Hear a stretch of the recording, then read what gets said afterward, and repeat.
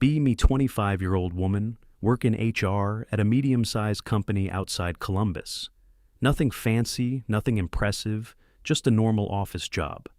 Half my day is forms, emails, compliance junk. Other half is basically being an unpaid counselor for grown adults. I actually like it. I help smooth over petty drama before it turns into a war. I sit in on awkward conversations and keep them from blowing up. I check in on people who are clearly fried and pretending they're fine. I read constantly about emotional regulation, trauma, attachment styles, communication stuff. I like knowing things. I like feeling useful. My apartment is exactly what you'd expect from a woman in her mid-20s, a little messy but comfortable. Too many plants hanging on by a thread, because I keep forgetting their schedule.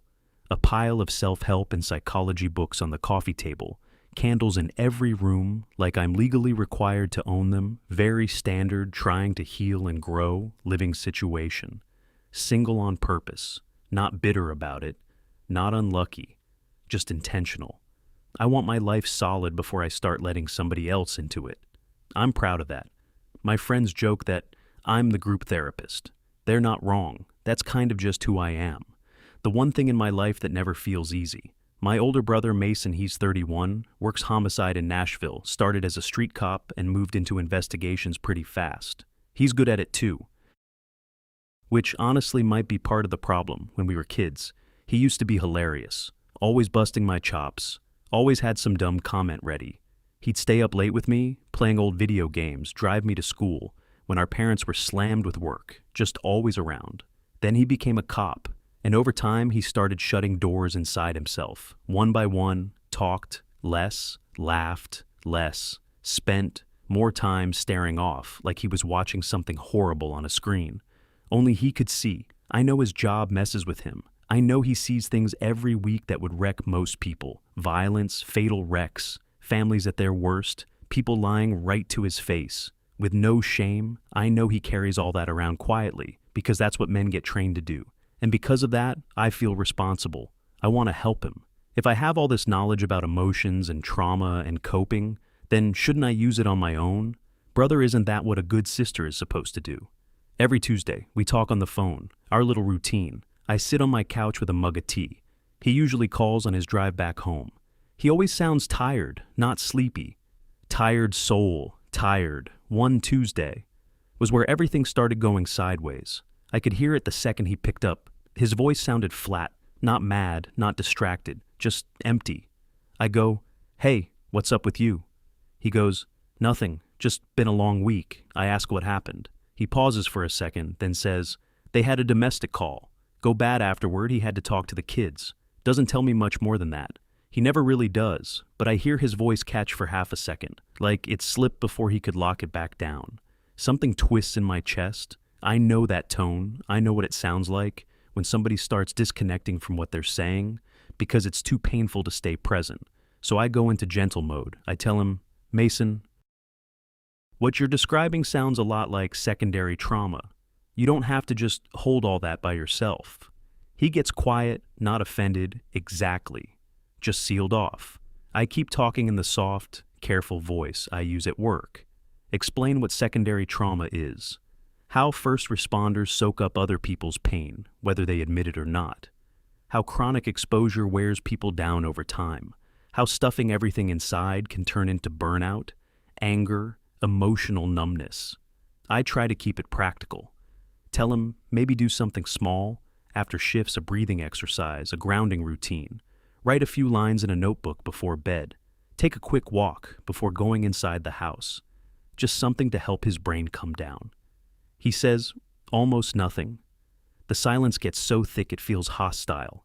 I can hear his blinker clicking in the background, like it's the only thing in the conversation. Answering me, I finally go, "Are you even hearing me?" He says, "Yeah, I guess not." Warm, not interested, just there, then out of nowhere, he goes, "I'm at my place, gotta go," and hangs up. I just stare at my phone, feeling sad and irritated at the same time, because I know I'm not attacking him. I know what I'm saying is helpful. I'm trying to support him, not judge him. I send him a link after some article about trauma exposure and families of first responders. Nothing back, not even a thumbs up. 2 weeks later, we talk again. He sounds better, lighter, even more like himself. Then last time, tells me he spent Saturday with a few guys from work at the gun range, says they were out there for hours, just shooting targets. Says it felt good to focus on something physical and straightforward. Immediately my brain goes into full unhealthy coping mechanism, alert. But I don't cut him off, I let him finish. Then I say as gently as I can, Mason, I'm not trying to be critical, but using guns as stress relief can reinforce some really unhealthy patterns.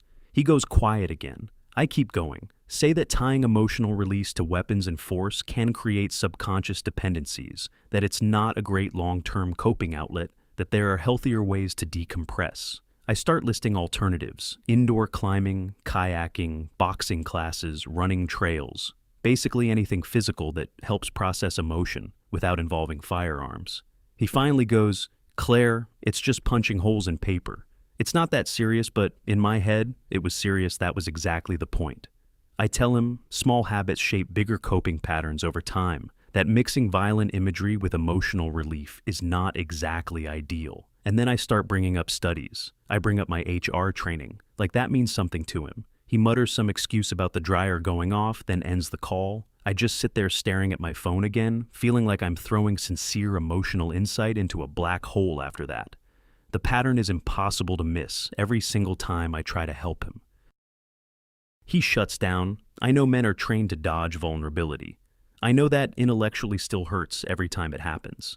Next, a big moment comes because of his girlfriend. Her name is Lauren.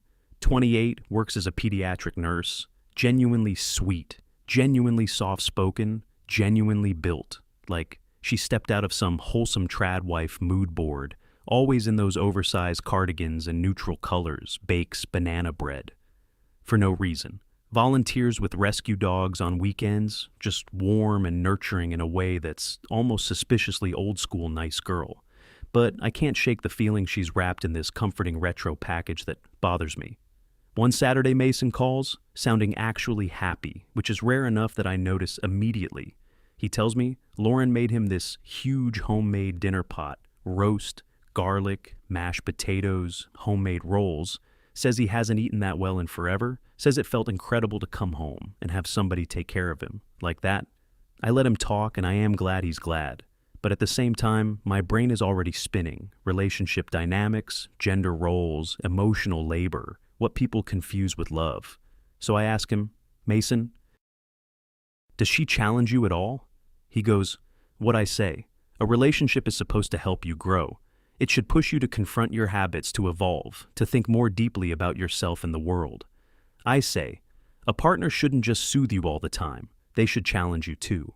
I ask if they ever talk about real things, politics, morality, social issues, his work ethical stuff, or if they mostly just exist together in this calm little bubble. Then I tell him carefully, I'm worried you're settling into this very traditional setup where she nurtures and you stay emotionally shut down, and that isn't always healthy. The silence after that is brutal. Not confused silence, not thinking, silence, offended silence. Then he says, you have no idea what you're talking about. I immediately try to soften it. Tell him I'm not criticizing. I'm worried because I care. I love him. I want more for him than just comfort. I want him emotionally fulfilled. I say I'm scared. He's using comfort to avoid doing deeper work on himself. He says really quietly, I gotta go, and hangs up. That was the point where the whole thing shifted. He stops answering my calls, doesn't respond to my texts. I call the next day, nothing. Call again later, nothing. Few more days pass, still nothing. Then a week, then almost 2. I text, hey, just checking on you. No response. I send him a stupid meme, nothing. I send a picture of my cat looking ridiculous on the windowsill, dead silence now. I'm starting to spiral. Was I too blunt, too intense, too emotional, too feminist, too... Something I call my dad and ask if Mason said anything. Dad just sighs and says, Mason's probably exhausted, that his job is rough, that I should give him a little room. That annoys me instantly, because men say I need space every time they want to avoid dealing with feelings. Later I tell my friends about it over brunch. They take my side immediately. Of course they do. They say men can't stand emotional honesty, that I'm threatening the way he sees himself, that he's probably intimidated by the fact I understand emotions better than he does. And honestly, it feels really good hearing that maybe a little too good. I send Mason this long text after that, carefully written, very compassionate, very thoughtful, full of psychology language and concern. I talk about toxic masculinity, about emotional suppression, about how shutting people out can be a trauma response, about how much I love him and how badly I want to help tell him I'll be here whenever he's ready. I watch the message go from delivered to read and then nothing, not one word back next day. I try calling him, it rings once, then cuts off call, declined, not ignored, rejected. I sit there staring at the screen with this tight feeling in my chest. I call again later, same thing straight to rejection. Now I'm hurt and pissed off and confused all at once. I keep telling myself he'll come back around, that he just needs time, that he's overwhelmed, that this isn't personal. But even while I'm thinking it, I know I'm lying to myself. I can feel it. Then a random Wednesday afternoon, everything blows apart. Just a totally normal day, bright outside, nothing weird in the air, nothing dramatic. I'm at work leading a training for newly promoted supervisors, whole seminar about creating emotionally safe workplaces. I'm literally standing in front of a room full of adults, teaching them how to communicate with empathy, using slides, gesturing, talking about validation, and active listening, completely in my zone. For once things feel steady, like maybe my life is actually under control. Then my phone starts vibrating in my pocket. I ignore it at first because it's on silent. Keep talking, keep clicking through the presentation. Then it buzzes again and again and again, over and over. Way too many times, immediately know something is wrong. Nobody blows up your phone like that. Unless it's bad, I stop mid-sentence. Tell the room to give me 1 second step out into the hallway with my heart pounding. Pull out my phone, 6 missed calls from Dad. 1 voicemail, my entire body goes cold. I hit play on the voicemail. Dad sounds shaky, tight, trying not to panic and failing, says, "Claire, da pon de di speak sto sababa." It's your mom. She collapsed. She had chest pain. We're at Mercy General. Get here now. Says he's been trying to call Mason too. I can barely catch a breath after that. Just grab my bag and leave. Hardly even remember telling the managers there was a family emergency run to the parking deck with my hands shaking so bad I almost dropped my keys. Get in the car and my brain is only screaming one thing. Mason, he'll know what to do. He's the calm one. He lives in chaos for a living. He handles emergencies. I call him, immediately ring. Decline my stomach, just drops out. No, not now, not right now. I call again, 1 ring declined. Again, my hands are trembling on the steering wheel. Now I text him in all caps. Mom is at Mercy. General heart attack, answer me. Send then another one, right after this is an emergency. I pull out and start driving fast, but still controlled heart, pounding so hard, it feels like somebody is hammering on my ribs from inside. Every red light feels personal. Every stop sign feels insulting. I keep glancing at my phone whenever I can. Nothing, message says, delivered, not read. Now it's fear and fury at the same time. How the hell could he ignore this? Whatever issue he has with me should not matter. Right now, our mother could be dying. I get to the hospital, and the waiting area is pure chaos. People crying, people arguing, kids coughing, TV on somewhere too loud, that hospital disinfectant smell everywhere. My chest tightens just walking through the doors. I hurry to the front desk. The nurse there looks completely wiped out, barely even looks up at me. I say, "My mom was brought in with a heart attack. Can you tell me anything?" she says. "If she came by ambulance, she's in. Back the doctor will update family. When they can, I ask if she's stable, ask what room she's in. Anything, she says they don't give details. At the desk tells me to sit down, says it in that dead flat tone of somebody who's had the same conversation 100 times already. Not rude exactly, just totally shut off. I can feel myself getting close to tears from pure frustration. So I switch into work mode, my calm HR voice, warm understanding, trying to connect. I tell her, I know she's overwhelmed and I appreciate what she's doing, that I'm just scared, and any information would help. She looks right at me with the exact same blank expression. Please take a seat. That's it. I walk away feeling completely useless. Sit down in one of those awful hard plastic chairs. Everyone around me looks like they're living in their own private nightmare. Some people are praying, some are whispering, some are just staring straight ahead like they're already gone. I call Mason again, declined at this point. The fear and anger mixed together into something corrosive. How can he do this right now? This isn't some uncomfortable talk he's avoiding. This is our mom. Dad gets there a little later. Looks like he's aged 5 years in an hour, skin gray around the eyes. He hugs me, and I can feel him shaking too. He says he tried calling, Mason got nothing, then says maybe he's tied up on a case, but even he doesn't sound like he believes it. Then we wait and wait. Time in hospitals is fake minutes, stretch out until they feel like whole evenings. Every time a doctor comes through those doors, we both jump up a little, and every time they walk past us to someone else, we sink back down again. My nerves are shredded. I feel completely helpless. I know all this stuff about emotions and grounding and communication. None of it means anything here. You can't regulate your way out of a heart attack. Then he finally walks in. Mason Jean's dark hoodie, not in uniform, not at work. Looks tired as hell, but locked in eyes. Sweep the room, find us, comes straight over. Doesn't even look at me, just asks Dad. What happened? Any update? Dad says we still don't know anything. Mason gives one short nod. All business, then turns and walks straight to the reception desk. I expect the same wall. I got same tired voice, same sit down and wait routine.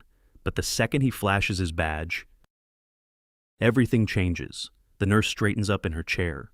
Her whole tone shifts. She picks up a phone and makes a call. Says, "Doctor, Patel will be out to speak with us shortly, and I feel this ugly bitterness rip through me. So that's it.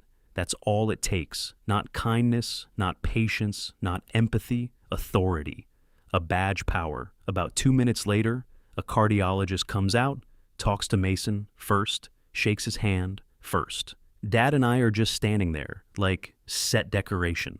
Doctor explains, Mom had a major blockage. They did an angioplasty, put in a stent.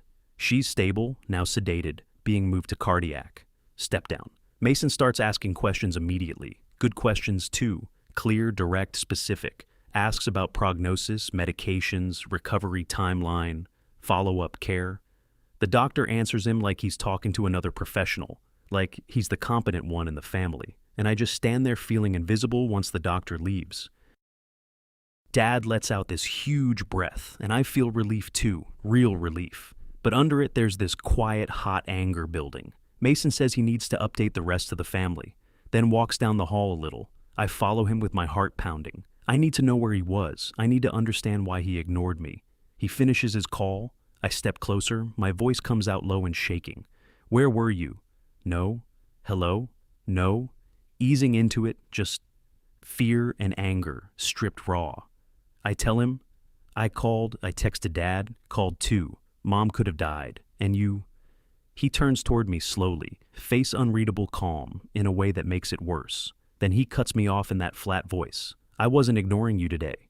You couldn't have called me. I just freeze. He keeps going, says. Because I blocked your number. 3 weeks ago, my brain just blanks. Blocked, not missed, not silenced, blocked. It feels like the whole hallway tilts sideways for a second. Dad reached him on his work phone. That's why he showed up. That's why he answered. I just stare at him and say it back, like maybe I heard wrong, you blocked me. He gives one small nod, not guilty, not sorry, just matter of fact. My throat tightens so hard it hurts, and suddenly I can barely get words out. I whisper. Why he takes a breath, then steps a little closer. Not threatening, not heated, just with that energy people get. Right before they say something they've been holding in for a long time. Then he says, because you don't actually talk to me, you talk at me. I open my mouth to argue, and absolutely nothing comes out. He keeps going, says every time he tells me something, I diagnose him, says I turn everything in his life into some trauma-related explanation, says I treat him like a walking psych profile instead of a person. His voice never gets loud, which somehow makes it hit even harder. He starts listing examples, says I told him the gun range was unhealthy. Sublimation says I told him Lauren didn't challenge him, intellectually. Says I implied he was trapped in some traditional gender setup because she cooked him dinner. Every sentence lands like a punch because he's not wrong. I did say all that. I did think all that, and he's still not done. He says every time he tries to tell me something, I correct him. Every time he tries to open up, I analyze him. Every time he shares something good, I find a psychological problem buried inside it. Then he looks right at me, not angry, just exhausted, worn all the way down, and says, Claire, I don't need a therapist. I need my sister.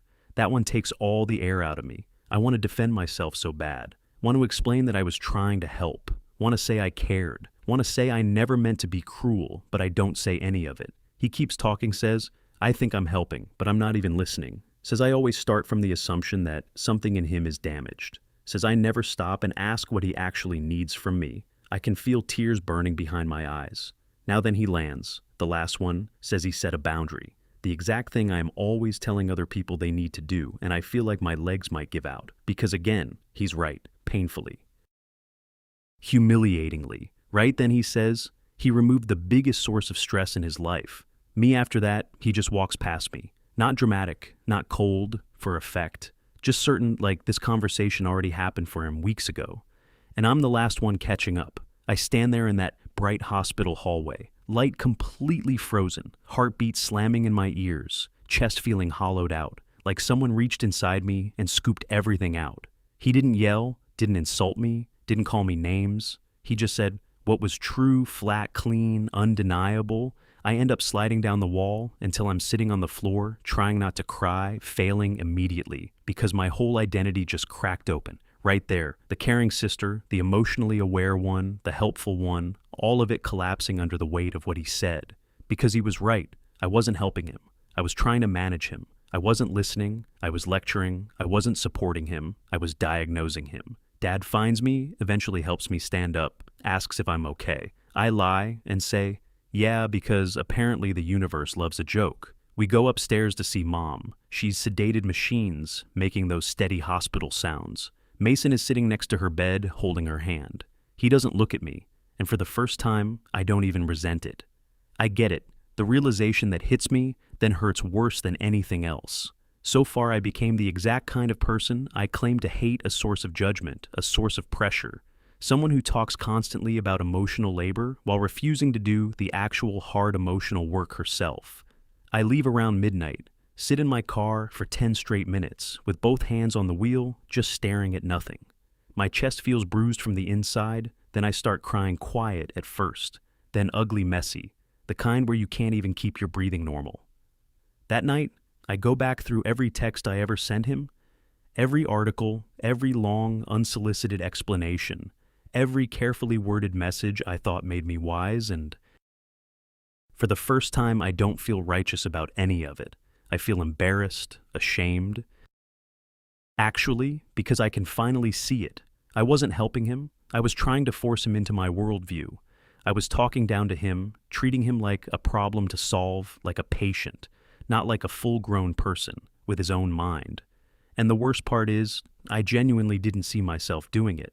That's what keeps hurting the most. I get home and just sit there with all of it pressing down on me. And for the first time, it really hits me that maybe I'm not the enlightened one here. Maybe I'm not the healthy one next morning. I wake up early after barely sleeping at all. Head pounding eyes, swollen body feeling like I got hit by a truck. Still go to the hospital. Anyway, Mom is awake this time, tired and groggy and pale, but alive. She gives me this weak little smile when she sees me, and I almost lose it all over again. Mason is there too, sitting by her bed talking softly to her, handing her water, fixing her blanket when it slips calm. Gentle fully there, and that hits me hard in a completely different way because I spent months building this version of him, in my head, emotionally shut down, repressed, damaged, in need of my guidance. But the man sitting there in front of me looks nothing like that cartoon version I made. He isn't cold, he isn't unreachable, he isn't broken. He's just tired and human. I stop in the doorway feeling awkward as hell, and he glances over and gives me a small nod. Just a small nod. Not warm, not cold, either, just neutral. And somehow that feels worse than if he'd snapped at me. Mom tells us both to go get food. Says she doesn't need her kids hovering over her bed, looking miserable, says she's going to sleep anyway. So Mason and I head down to the cafeteria without saying a word. Just our footsteps, the hum of hospital machines somewhere in the distance overhead. Pages people moving past us. We sit at one of those tiny plastic tables that always feel sticky. No matter what, 2 coffees, 2 exhausted siblings, and all this tense, fragile air hanging between us. I finally say it in this small voice I barely recognize. I didn't know you blocked me. He takes a sip of coffee and keeps looking at the cup instead of me. Yeah, that's all he says. Just a plain confirmation. No apology, no explanation because honestly, he doesn't owe me either one. I swallow and try again. You could have told me that makes him finally look up at me. Not angry, not emotional, just steady. Then he says, Claire, you don't announce you're cutting somebody off. That kind of ruins the point when someone keeps draining you. You make distance quietly. That's what a boundary is that one lands hard, because it's literally the same advice I give people all the time, the exact same language. Just suddenly a lot less comfortable when I'm the one on the receiving end, I say really quietly. I didn't realize I was draining you. He gives this small shrug, says you probably didn't mean to. But you were that hurts in a deeper way than getting yelled at? Would've because intention versus impact is something I talk about constantly, teach constantly, and somehow never turned around on myself. I take a slow breath, realize I need to do something that feels weird and embarrassing and unfamiliar. I need to actually listen. So I ask him, can you tell me what exactly? I did, he raises an eyebrow, like he's surprised. I ask that. Probably because for once I'm not gearing up for a speech. I'm asking a real question. He sets his cup down and leans back a little, thinks for a second, then says, you talk to me like I'm one of your HR people? I flinch immediately. He goes on, says every time he told me something personal. I analyzed it, reframed it, turned it into a lesson, gave him some whole seminar about. It says I never just let him be a person in front of me. His voice stays calm the whole time, not mean, not sharp, just factual. Says he believes I care, that he's never doubted that. But caring and controlling are not the same thing. And a lot of the time, it felt like I was trying to fix him so he would fit my idea of what a healthy man is supposed to look like. I looked down at the table because, again, he's right. That is exactly what I was doing. I called it helping. But a lot of it was really just projection dressed up in better language. My eyes start burning again. He keeps going, says if he told me he had a rough day, I told him to journal. If he said he went to the range, I told him he was building violent coping habits. If he said his girlfriend did something thoughtful, I told him it was sexist somehow. Then he says that's not support, that's judgment. Wearing a nice outfit I want so badly to interrupt, to explain what I meant to clean it up, to make myself sound less terrible. But for the first time in forever, I keep my mouth shut and just let him finish. Then he says, if you want to empower women, great. But stop using feminism. Like it means men are automatically emotionally stupid. That's insulting that one hits, like getting punched in the chest. Because I never would have said, I believe that. I don't think I consciously did, but my behavior made it look like I did, which is its own answer. I say quietly, I didn't realize I was doing that. He nods. One says, yeah, I figured. Then there's another silence, not hostile this time. Just heavy, I ask him. So when you stopped answering me, you stopped. That wasn't to punish me. He shakes his head, says, no, I wasn't punishing you. I was protecting myself. That sentence just drops into my stomach like a brick. He keeps talking, says his job is chaos every day, and he doesn't want his personal life to feel like more chaos on top of it. Says every conversation with me left him feeling worse, like he had to defend himself just for being who he was. And that's when he knew he needed distance. I whisper that I didn't know he felt that way, and he says, kindly, which almost makes it worse. You didn't ask. Truth always stings more when it's simple. I swallow hard and make myself look at him. Then I say, the thing I should have said a long time ago. I'm sorry.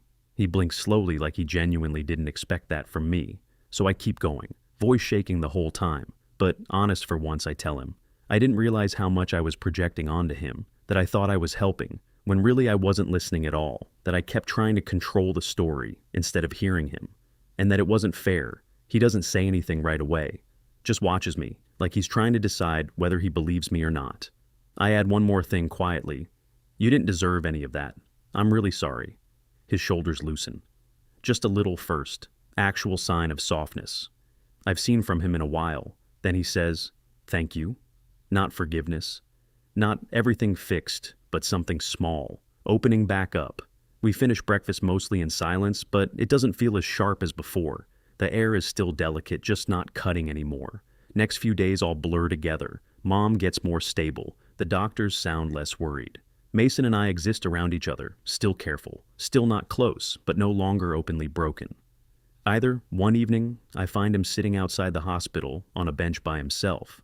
Sun going down, orange light bouncing off the windows. I go sit beside him. He doesn't tell me to leave, so I stay. We sit there for a long time without saying anything. And weirdly, for the first time in months, the silence feels okay. Not tense, not loaded, just quiet. Eventually I ask him, "Do you ever feel like everything you do is being watched under a microscope?" He lets out this dry little laugh, says every day comes with the job. Yeah, I hesitate for a second, then ask softly with me, "Too?" He nods and says, "With you, especially that stings." But it's fair. I take a slow breath and tell him I'm trying to do better, that I know, saying that doesn't magically fix anything, but I am trying. He looks at me, then actually looks at me and says, "I know." Then we go quiet again. Real quiet, not the brittle kind, not the angry kind, just two tired people sitting there at the end of a long, awful week.